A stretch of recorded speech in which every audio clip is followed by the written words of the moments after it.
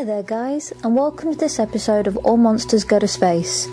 Today I'm going to be talking about the legendary Chinese figure Hua Mulan. She was originally described in the Ballad of Mulan as being a legendary woman from northern and southern dynasties in China in approximately 420 to 589 AD. The story of Mulan is actually treated as more of a legend than reality, and the ballad starts with Mulan sitting at her loom worrying. One male from each family is being called to defend China from invaders. Her father is old and her brother is too young, so she decides to take his place and bids farewell to her family who support her. She is already skilled in martial arts, sword fighting and archery, and after fighting for 12 years, the army returns and the soldiers are rewarded.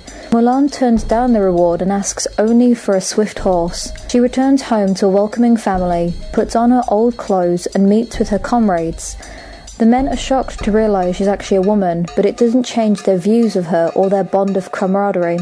It is believed that a historic setting is in Northern Wei district around about 386 to 536 AD, and this is based on Xue Wei's play that was written 1,000 years later in the Ming dynasty. But in the Qing dynasty's Xue Tang romance, it places the tale around the founding of the Tang dynasty, which was approximately 620 AD. Said that in 621 AD, the founder of the Tang dynasty was victorious over Wang Xixiong and Dao Jian. The latter was the father of Dou Xianyang, a female warrior rumoured to be Mulan's Laotang, or kindred sister, not blood related. In the 6th century, the Ballad of Mulan was first transcribed in musical records of Old and New, and the earliest extant text of the poem dates from 11th or 12th century in an anthology known as Music Bureau Collection. The author Guo Melchian states his source as the musical records. Nothing changed with the poem until round about the late Ming dynasty. In 1593, Xue Wei dramatised it as The Female Mulan, or its lengthier title, The Heroine Mulan Goes to War in Her Father's Place. Later, her character was then incorporated into the Xue Tang romance, a historical novel written by Chu Renhuo in the 17th century, early in the Qing dynasty. Chinese Mulan roughly translates as Magnolia. Throughout different versions, her family name has varied. According to the history of Ming, her family name was Xu, while in the history of Qing, her family name was Wei. The family name Hua was introduced by Xue Wei and actually translates as flower, and this meaning became very popular because it then gave her name a more poetic translation of magnolia flower. The story of Mulan has actually become so popular over time that there are many modern adaptions.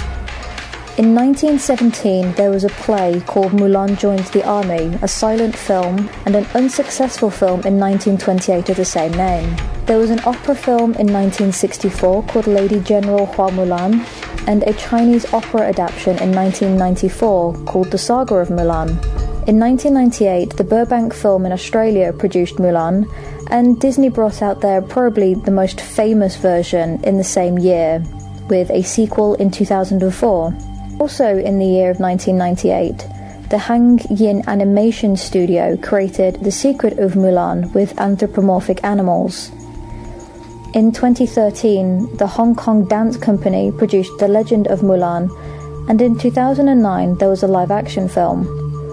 The tale has also inspired a few TV series like A Tough Side of a Lady, a Hong Kong TVB drama series from 1998, and she was a character in 1 or 2 seasons of Once Upon a Time. And her legend has gained so much popularity that there is even a crater on Venus that's been named after her. Well, I hope you enjoyed this video. If there are any other legendary figures, creatures or folklore you want us to talk about, please let us know in the comments section below. If you did enjoy this video, please leave a like, subscribe and hit that notification bell, and we'll see you in the next one. Bye!